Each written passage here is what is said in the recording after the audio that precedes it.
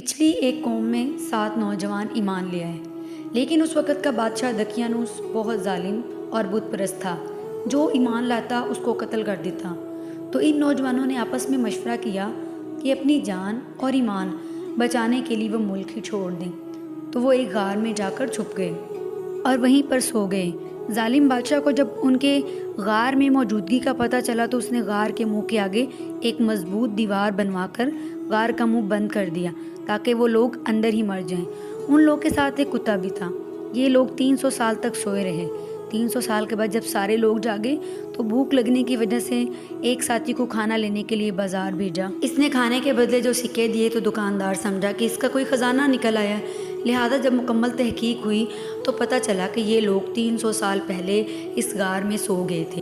اس لیے ان نوجوانوں کو اصحاب کہف کہتے ہیں۔